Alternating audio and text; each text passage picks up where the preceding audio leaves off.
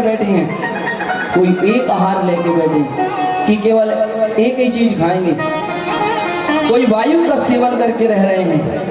ऐसे ऐसे महात्मा बोले षड्वीर सिद्ध्यति मासेस्तु यद्यपि पापकृत, कैसे ही पाप किया हो 6 महीने के अंदर माँ भगवती नर्मदा के अंदर कितने क्लिष्ट से क्लिष्ट पाप हो जल के भस्म हो गए, और जिसका मन शुद्ध है 3 महीने में सिद्धि प्राप्त हो जाती है। और जो भस्म का त्रिपुंड लगाकर शिव आराधना करते हैं तो पाप ऐसे पिलक जाता है जैसे सूर्य की रश्मि पड़ने से बर्फ पिलक जाता है, पानी बन जाता है। इसलिए माँ भगवती नर्मदा के किनारे अवश्य आराधना करें। और नर्मदा मैया की कल हम विशेषता बता रहे थे कि सर्वत्र सुलभा रेवा त्रिशुस्थानेषु दुर्लभा अमरकंटक शूलभेद रेवा सागर संगमा। वैसे तो नर्मदा मैया सर्वत्र सुलभ है, लेकिन 3 स्थानों पर बड़ी विशेष है। तो वो 3 स्थानों में सबसे पहले अपन अमरकंटक की चर्चा करें। अमरकंटक तीर्थ क्षेत्र की विशेषता क्या है, अमरकंटक क्षेत्र कैसे बना और वहाँ क्या करना चाहिए। यहाँ नर्मदा पुराण में आया है कि अमरकंटक इतना सिद्ध स्थान है कि जहाँ तर्पण करने से सबसे बड़ा बात पितरों को अक्षय तृप्ति प्राप्त होती है, अपने पूर्वजों को अक्षय तृप्ति, अक्षय माने जिसका क्षय नहीं हो। अमरकंटक में नहीं तीर्थ है, देवता छिपे हुए हैं। पहले तो संकल्प करो, जैसे अमरकंटक जो लोग नहीं जा सकते, दूर है, व्यवस्थाएं नहीं, कई लोग चले भी गए होंगे, लेकिन अगर अमरकंटक जा नहीं सकते तो नर्मदा पुराणकार कहते हैं, स्कंद पुराणकार, कि अमरकंटक का ध्यान कर लो, आंखें बंद करके अमरकंटक अमरकंटक पुकारने से मन से ही अगर अमरकंटक तुम चले जाओ तो क्या होता है, मन से ही अगर तुम वहां गए, स्नान दान पुण्य किया तो ऐसा विचार करने मात्र से चांद्रायण व्रत के बराबर फल की प्राप्ति हो जाती है, केवल स्मरण करने से। अब प्रश्न ये उठता है कि अमरकंटक बना कैसे। कल हमने कल्पों की चर्चा की थी, प्रत्येक कल्प में सृष्टि का संहार करते हैं भगवान और पुनः नर्मदा मैया प्रकट होती है। तो एक कल्प में भगवान ने तांडव नृत्य किया, जब प्रलय करती है तो भगवान तांडव करते हैं। 10 लोगों का भगवान ने नाश किया। 14 लोग हैं, 7 नीचे 7 ऊपर, अतल वितल सुतल तलातल रसातल महातल पाताल, 7 लोग किए और 3 ऊपर के, भूर माने पृथ्वी, भुवर जहाँ पितर लोग रहते हैं, स्वर्ग जहाँ देवता रहते हैं।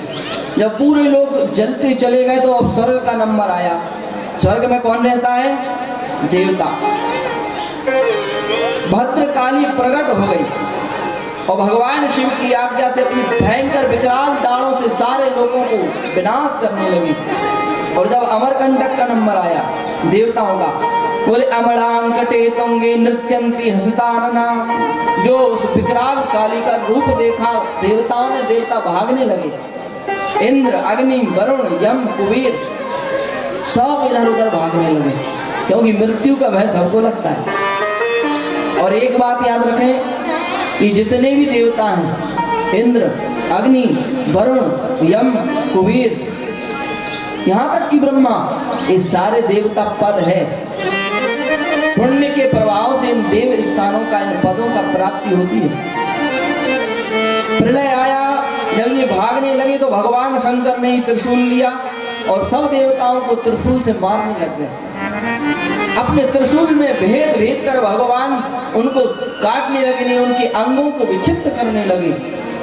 तो बोले अमर माने देवता, कंटक माने जहां देवताओं के शरीर कट कट के गिरे, बहुत बड़ा पर्वत बन गया, उसी स्थान का नाम हुआ अमरकंटक। बोले अमरा देवता प्रोक्ता शरीरम कंटकम उच्यते, जहां देवताओं के शरीर कट कट के गिरे, भगवान शंकर के त्रिशूल से भेद भेद कर हजारों लाखों करोड़ों की संख्या में देवताओं के शरीर कट के इकट्ठे जब हुए तो महाराज पहाड़ बन गया।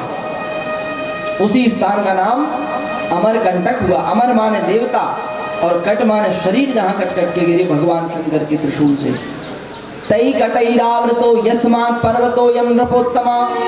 हे राजन, वहाँ देवताओं के शरीर से हड्डियों से बड़ा पर्वत बन गया और वो पवित्र तीर्थ हो गया, क्योंकि देवताओं के शरीर हैं। देवता तो अमर होते हैं, शरीर कट के विनाश तो हो गया, लेकिन वो वहीं बस गए। सारे देवता आज भी वहां निवास करते हैं। गंगा कनखले पुण्या कुरुक्षेत्रे सरस्वती, ग्रामे वा यदि वारण्ये पुण्या सर्वत्र नर्मदा।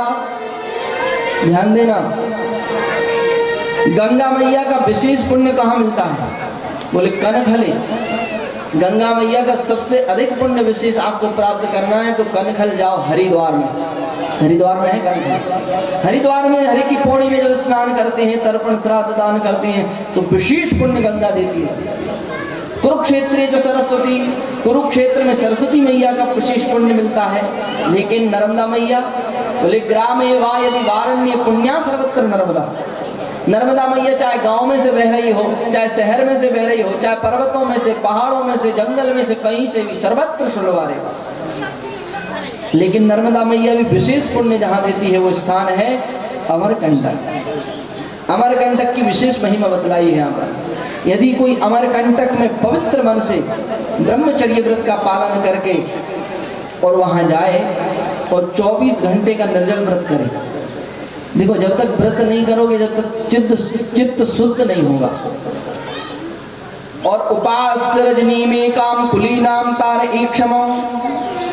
बोले अगर वहां निर्जल व्रत कर कर जल ग्रहण करता है तो सिद्ध क्षेत्रम परम तातो पर्वतो ये अमरकंटक सर्वदेवाश्रितो यस्मात् दृष्टि परिवेशेविता। तो बहुत ही शीघ्र नर्मदा मैया की कृपा होती है। वहाँ की जो क्षेत्रपाल देवता हैं वो उन पर कृपा करते हैं। नर्मदा मैया में कितने तीर्थ हैं? बोले 60 कोटि तीर्थाश्रय माता स्थिराद्वय। 60 करोड़ तीर्थ नर्मदा मैया के दोनों तीरों पर निवास करते हैं, उत्तर तट पे और दक्षिण तट पे, दोनों तीरों पे।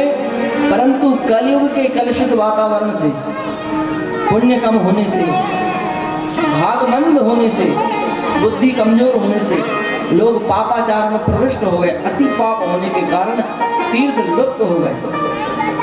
तो कितने तीर्थ बचे हैं?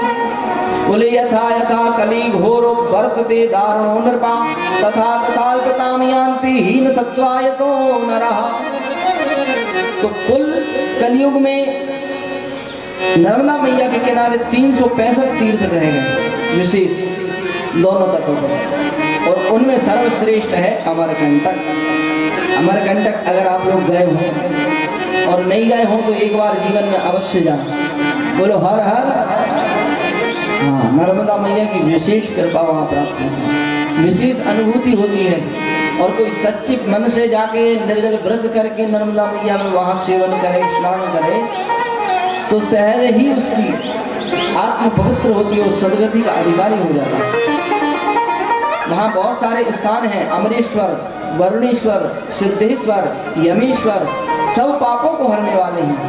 मध्य में अमरेश्वर, पूर्व में सोमूड़ा तीर्थ है, पश्चिम में कपिल धारा है, उत्तर में रुद्र गंगा है, दक्षिण में ब्रह्म गंगा है।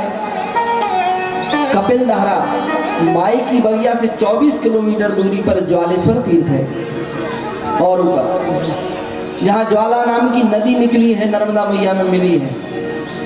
अस्मिंस्तु पर्वते तातो रुद्राणां कोटयः स्थिता स्नानैस्तुष्टिर्भवेत् तेषां गन्धमाल्यानुलेपनैः। वहाँ करोड़ों रुद्रों का अधिष्ठान है, करोड़ों की मात्रा में। अगर कोई जप करता है वहाँ बैठ के अमरकंटक क्षेत्र में तो क्या होता है? बोले जपेन पाशं सिद्धिर ध्यानान्यस्तमनुष्णुते दानेन भोगानाप्नोति इत्येवं शंकरो ब्रवीत्। जप से पाप शुद्ध हो जाते हैं, हमारे जीवन में किए हुए जो पाप हैं वो समाप्त होते हैं, और ध्यान से चित्त शुद्ध हो जाता है। अभी अपन ध्यान करते हैं तो भगवान का ध्यान करने बैठते हैं, संसार आता है ध्यान में। चित्त कितना विकृत है, 24 घंटे में हमारे चित्त में कैसे कैसे प्रकार के चित्रण करता है। जो कैमरा लगा है दिमाग के अंदर, 4 अंतःकरण है, मन बुद्धि चित्त अहंकार। मन से हम संकल्प करते हैं यहीं बैठे बैठे 1 मिनट में, मन से तेज गति किसी की नहीं है, भोपाल पहुंच जाओ। चित्त चित्रण करता है, किसी चीज को तुमने कहीं देखा होगा और आज बैठे बैठे यहाँ याद करो तो यहाँ दिख जाता है। और जिस चीज से तुम्हारा चित्त पिघल गया हो वो बहुत जल्दी जरा में दिख जाती है। अपने जीवन में कई घटनाएं घटती हैं, कई चीजें अपन भूल जाते हैं, लेकिन जो विशेष घटना होती है जिससे अपना चित्त द्रवीभूत हो गया हो वो घटना अपन भूलते नहीं। जैसे कोई प्रियतम बिछुड़ गया हो, ऐसे समझिए चित्त कैसे पिलकता है। एक सज्जन कथा सुनने के लिए आ रहे थे, नर्मदा पुराण सुनने के लिए घर से निकले, बढ़िया तैयार हो गए, स्नान ध्यान करके। रास्ते में बहुत लोग मिले, राम राम हुई सबसे, राम राम करते चले आ रहे हैं।